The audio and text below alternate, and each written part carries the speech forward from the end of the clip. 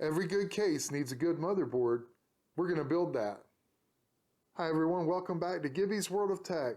This is episode 2, the motherboard. And today what we're going to accomplish is making the motherboard ready for the case. That involves getting it out of the box, checking it over, and then we're going to mount the CPU, the RAM, and our on-motherboard storage in the form of 2 Nvme drives. It's the most essential part of your computer, so you need to give extra care to this process. And I'll give you some tips along the way to make that easier. So let's get right to it. Okay, before we begin, a few things to be aware of. You want to make sure that you have your motherboard manual handy and that you've reviewed it. Every motherboard manual is a little bit different. Some are more detailed than others. I have my case manual handy in case I'm not sure about something before I go all the way over with the motherboard and then discover I've made a mistake. Have those handy, make sure you've looked them over, and be familiar with how you're going to build your motherboard. Your quick installation guide, that is not what you need right now. You need the thick book. It's going to be much more detailed. It's going to give you all the information you possibly need. The first thing that I'm going to begin with are my 2 storage NVMe drives. And they go into these heat sinks. Now your motherboard may be a little bit different. It may be very similar. You want to make sure again that you have studied your motherboard, you've studied your manual, and then this will all make sense. If you're not using an NVMe, then you can completely skip this portion. Now here I'm going to use my #1 Phillips bit. I'm going to start with my secondary drive because it's closer to me.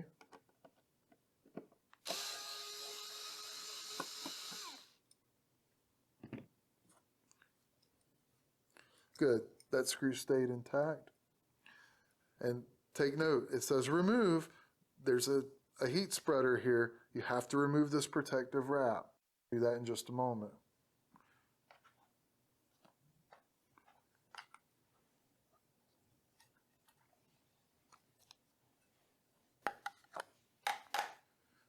This is my first NVMe, 1 terabyte.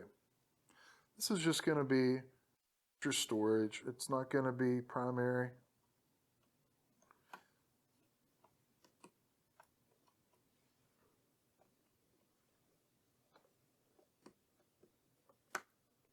There's a click. See the angle? Now you press down.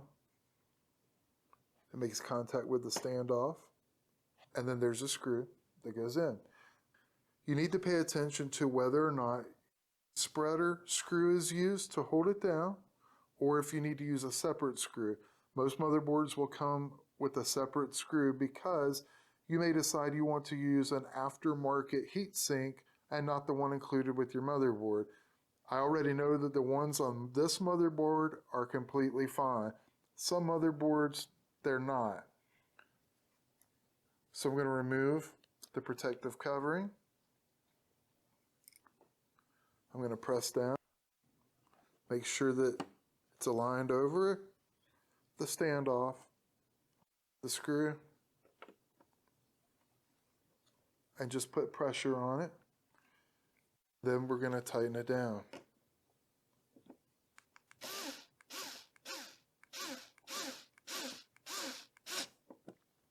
Now, the other screw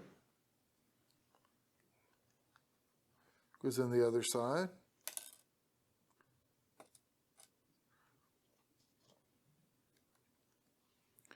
And is not magnetic apparently.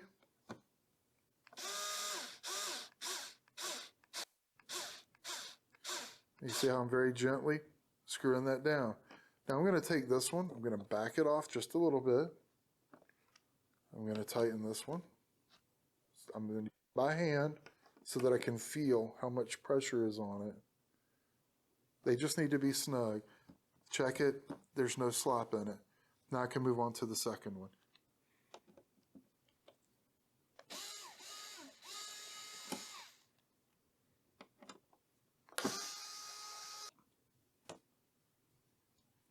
Again, you have a protective wrap on the heat spreader. And the primary drive, 2 terabyte. The reason that it's primary is it's closer to the processor.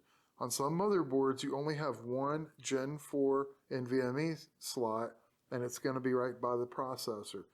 This particular motherboard has 2 Gen 4 slots for NVMe's. Now, as I press down, you can see that I'm coming up short of the standoff for the NVMe. That's not a problem. Simply remove the drive.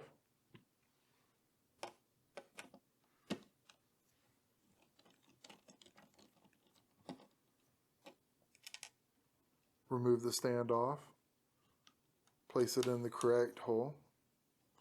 And start it by finger.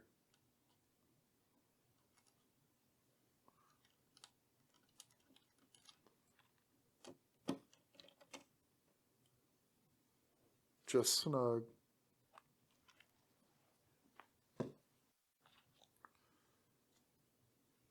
Now place the drive back in. Make sure it lines up, and it does. Remove the protective film.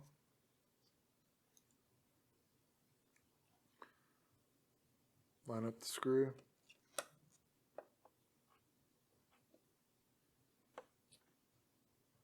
And that's not right. What did I do there? I didn't pay attention to the fact that this heat shield is longer. This is a very easy mistake to make, especially when you're using a smaller heat shield and a longer heat shield. So you have to do it again. It's perfectly okay.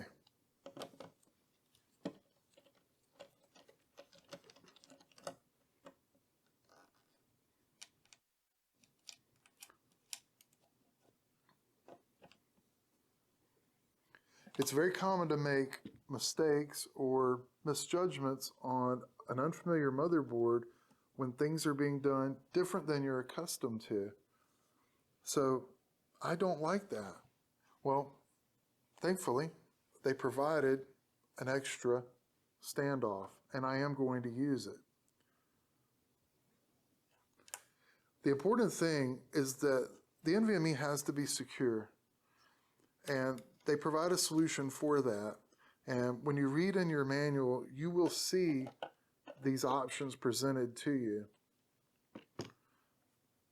So now what's nice about this is I can install this drive, can screw it down with the provided screw, very small screw.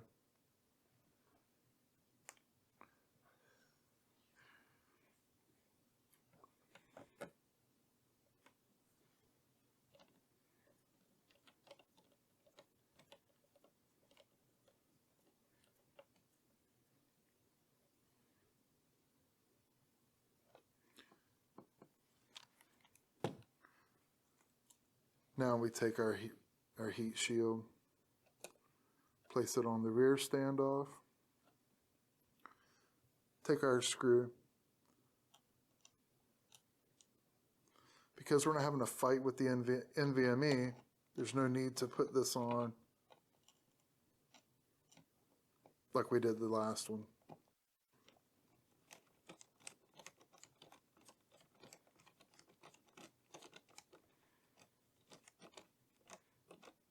Every motherboard is a little bit different. I'll say it so many times, read the manual.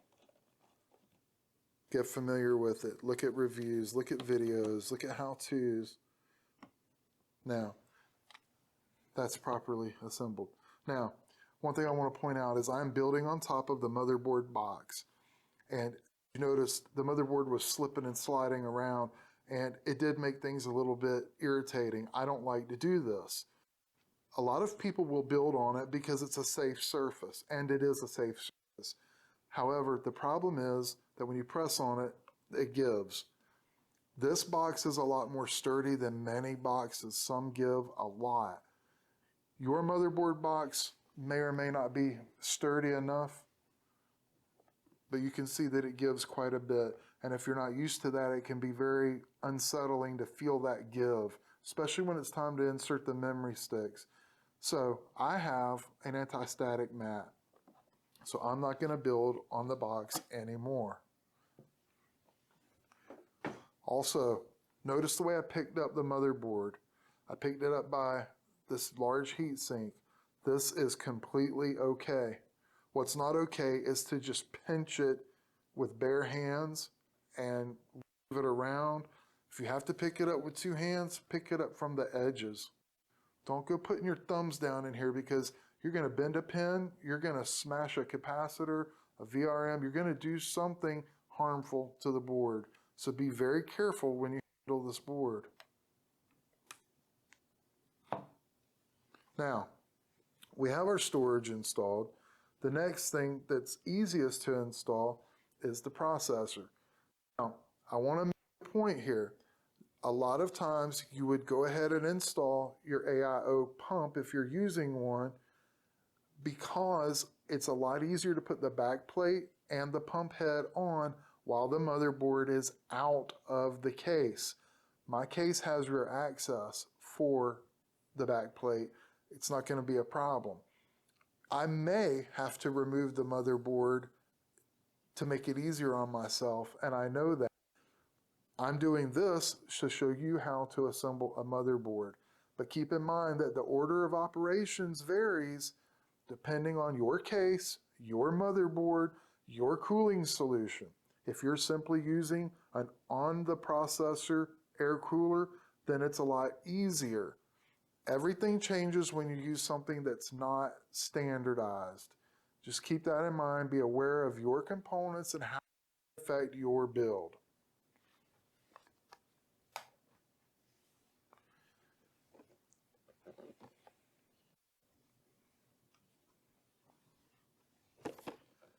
This is the AMD Ryzen 9 5900X.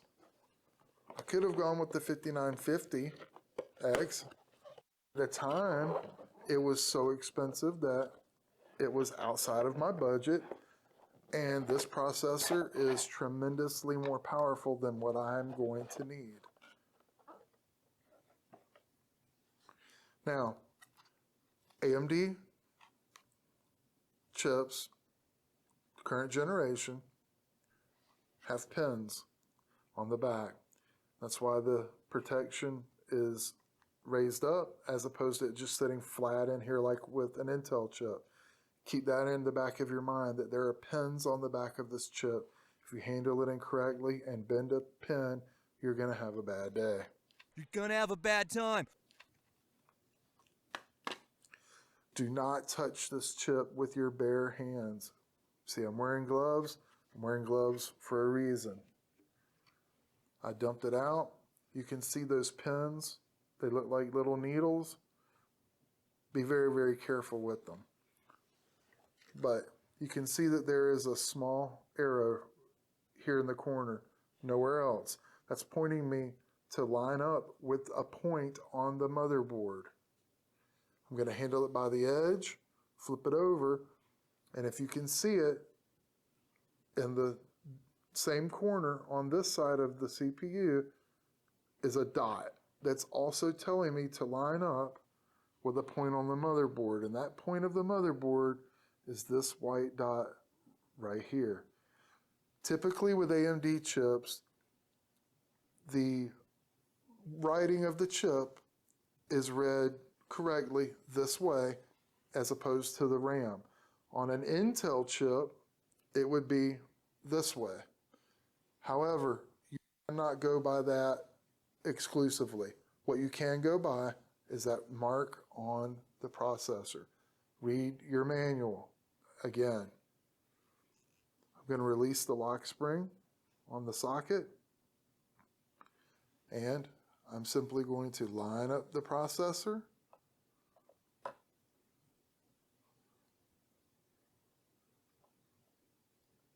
And when it's right, it will just drop in place. I didn't press on it at all. Now, I will slide the bar down and lock it in place. and it's in a secured position. Now we can move on to the RAM.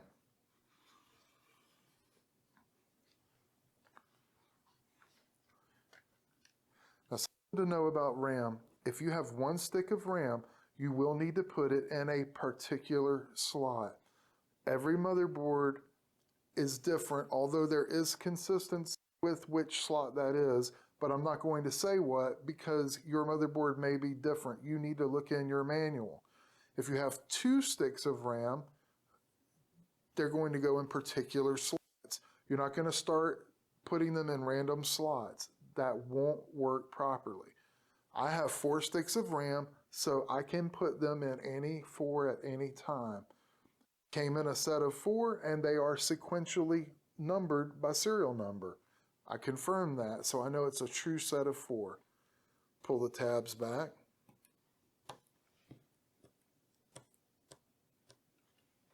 And one by one, we'll put the RAM in. There are some motherboards that, rather than having 2 tabs that are hinged like these, only one is hinged, the other one is fixed. Be mindful of that. If it doesn't easily move like this, then that could be what you're dealing with, and if you press too hard, you'll break it off. It can be fixed, don't panic, but it's not something you want to do if you can avoid it. So check your motherboard. Again, look at the manual. It will tell you if both locking tabs move. Maybe only one does. I can put this memory in by only unlocking one side. I won't, but I could. Now, DDR4 memory has a slot in it, like all RAM does. However, it's not dead center. There's a reason for that. I won't go into it right now, but you need to pay attention to where it is. And when you look at your DIMM slot, that's what these are called, you can easily see that the side furthest from me is longer than the side closer to me. So I know this side is going to go furthest away. Also, if you can see the profile, there is a slight wave to it. It's thin, and then it gets thicker, and then it gets thinner again. That's absolutely normal. That's the way it's made. There's nothing wrong with your RAM. I know this RAM works. I've already tested it. So I'm going to work furthest away back toward the processor. Again, in this case, it does not matter because I'm using 4. Now listen as I press down.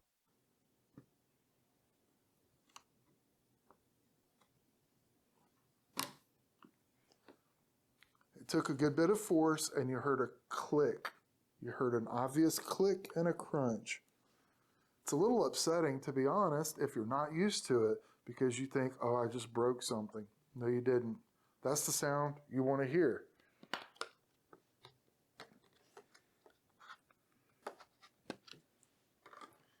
Now, this stick, if I try to put this stick in the wrong way, it will just rock back and forth like that. I cannot put it in wrong. It just won't go in.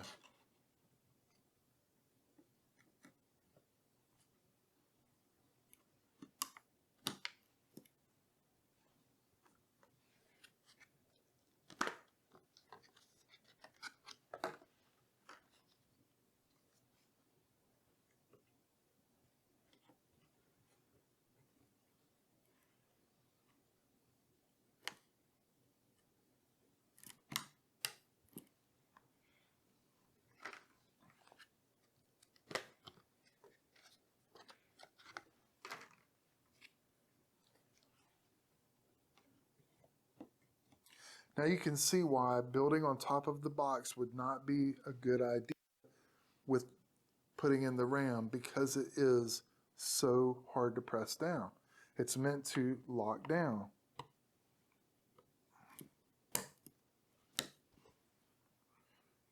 These are particularly tight to press in. Some motherboards are easier than others. On a firm surface, that's not going to let your motherboard slip and slide around as you press down. So what we've accomplished now is we have our storage that goes on the motherboard installed. We have our processor installed. We have our RAM installed. Now the next part would be to mount it in the case. So I'm going to move the case over in position and show you that. Okay, so now we're ready to put our motherboard in the case. Before we do that, there are a couple of things I should mention. If you look down inside, you can see there are what look like a strange nut sticking up off of the surface of the case. Those are called standoffs. What their job is to do is lift the motherboard up off of the case so that the solder points on the back don't make contact with it. For ATX boards, they're going to always be 3 rows of 3. However, your motherboard, if it's a micro ATX, mini ATX, ITX, whatever size it is, it's going to have different standoff setups that are required. Now, good cases will have a legend that tells you which position to put standoffs for each size motherboard. You can actually see it pressed into the steel here. I've already verified it, and I've made sure that they're all snug using this. This little tool, I'll call it a socket, comes with most motherboards. If you don't have one, you'll have to use some wrench that fits these standoffs properly. I don't know the size because they vary, but generally they're going to be a small metric, probably a 3mm, I believe, not positive. I haven't seen a motherboard in a long time that doesn't have this tool, and this just lets you use a screwdriver and make sure they're good and tight, or remove them and put them where they belong. I already know that my standoffs are in the correct place. I've also checked to make sure they're snug. Another thing to point out, I've removed the rear fan so that it would be easier for me to insert the motherboard and give you a better view. You may have to do that just to get your motherboard in. Also, your top mounted fans or AIO may have to go in before your motherboard, depending on your case, because it would be very difficult to get to the screws that are down at the bottom toward the motherboard. So you have to find that out by test fitting. The way you do that, you take your motherboard, again, you hold it carefully,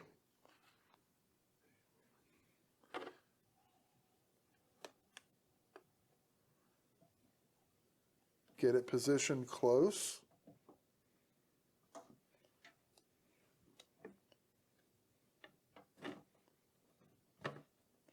now this case has a peg standoff right here where I'm pointing. Sometimes a screw still goes in there, sometimes it doesn't, but its job is to help you line up the motherboard, and see, I can't wiggle it. So I have my rear IO shield positioned, and I have the motherboard positioned on the alignment peg. So now I have a pretty good idea that that's where my motherboard's going to be. So I can take a fan and I can lay it in position where I think it would go. And although it may be difficult for you to see from there, I can see that I would have a very hard time getting to the rear corner screw. If I move it to the center,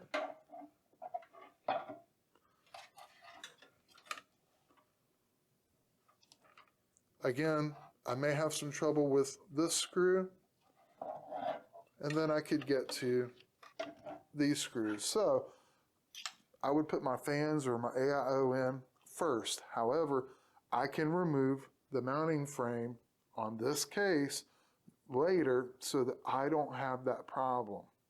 Yours may be different. That's where you need to really pay attention to the case you buy and the options it provides you.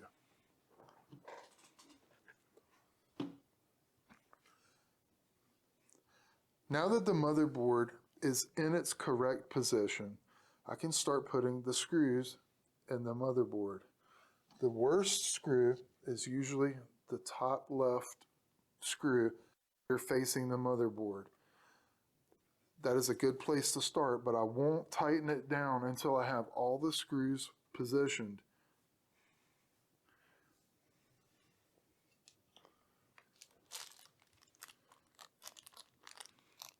With your motherboard or with your case, there will be a bag that has screws for the motherboard.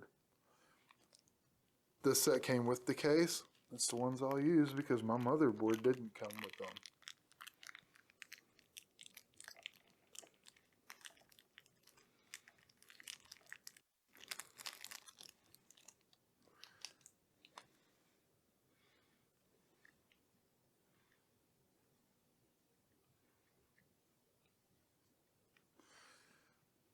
Now I'll use my number 2 Phillips because they fit it better.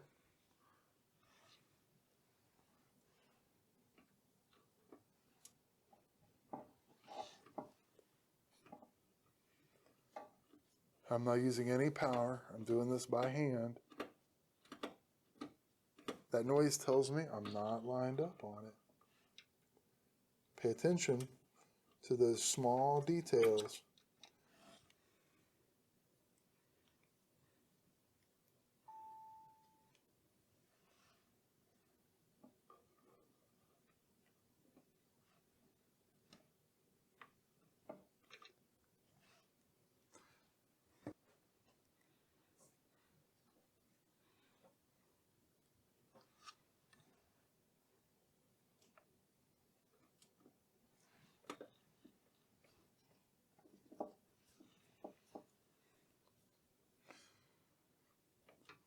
I had to switch from my power screwdriver to my standard screwdriver because the bit holder was just too bulky to get down beside it. That's okay. That's why you always want to have a regular screwdriver handy in case you run into that. I'm just going to proceed putting the screws in. Again, I'm not tightening them down. I'm just making sure they're started. And when they get snug, I'm just backing them off.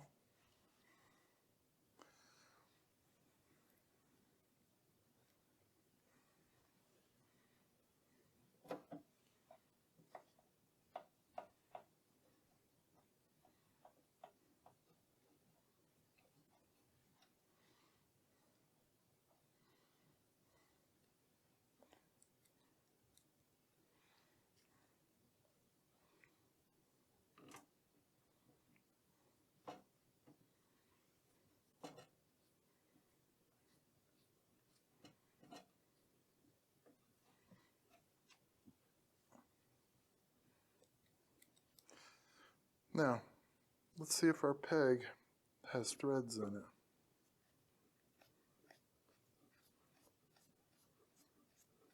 And it does.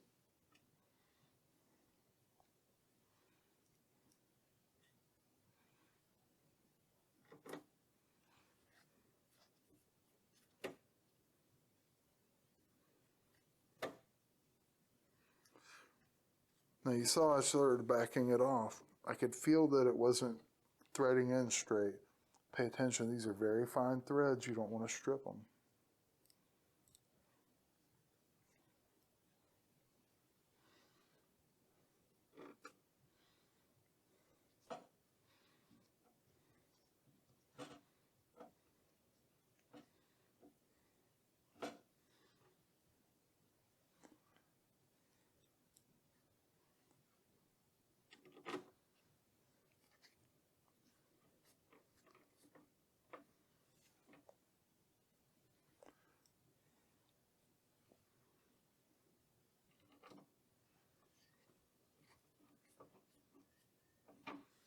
Another great tool to have is an extension. A 6-inch extension helps you get down into these tight areas much more easily.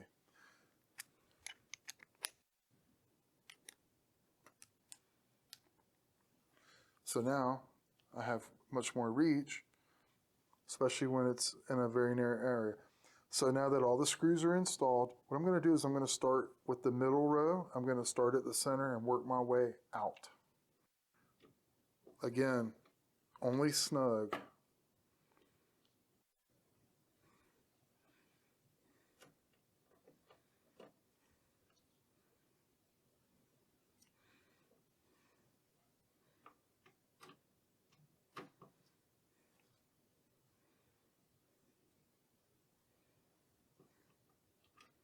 Now, you can do the bottom or you can do the top. It's a preference. I'm going to do the top. Start with the center screw. It isn't in the dead center. I'm going to move to this corner.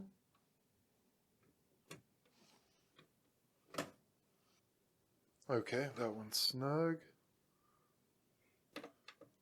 Double check this one while I'm here. It's good. Now I'll get the corner. Now we'll move to the back. Again, start with the middle.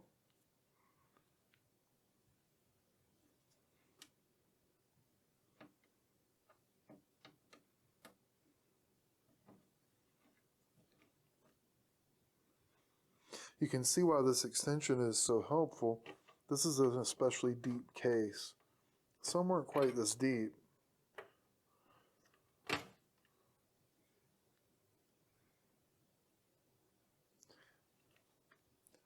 And that's the last one.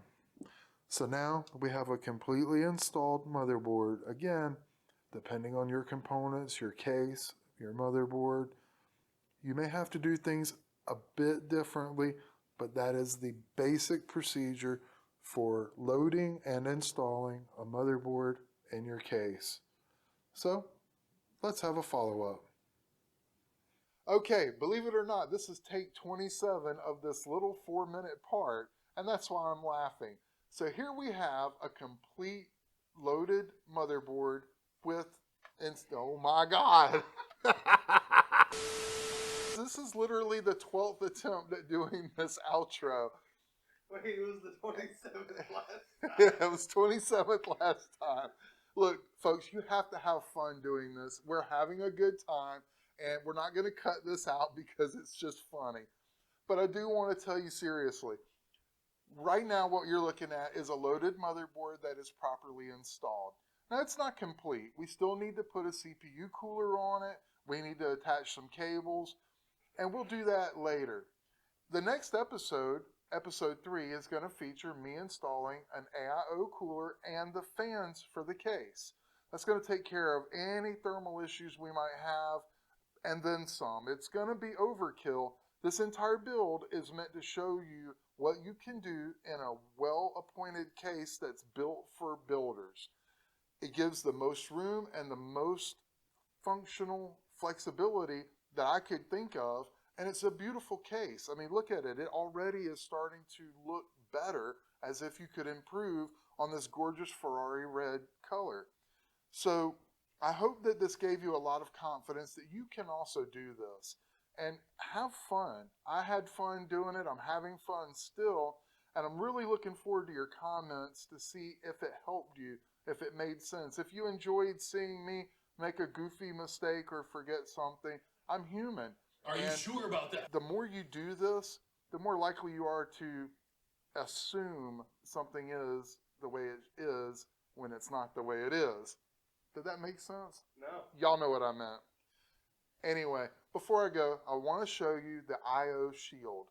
The I/O shield is the input-output shield, and it's where you plug up your mouse, your keyboard, other USB devices, the cable from your graphics card to your monitor. Are you trying to sabotage this? I'm trying not to laugh. You see what I have to put up with? This whole time. Don't cut this out. Just leave it. Maybe. In the years past, this shield that I'm probably not even pointing at, I can't see it, was actually not attached to the motherboard. It was separate, and it's a very thin piece of metal.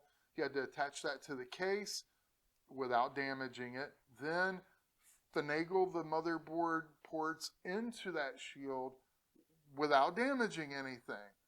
And God forbid you had to remove the motherboard.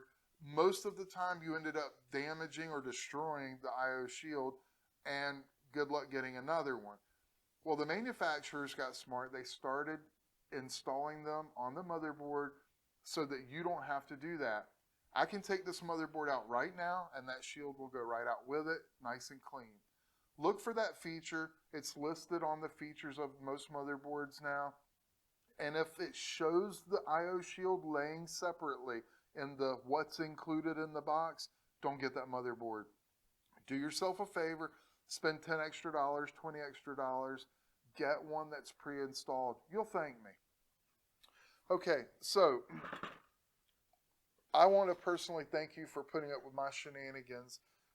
The original outro was very serious and straightforward. This one is humorous, and I hope you can understand that I have fun doing this.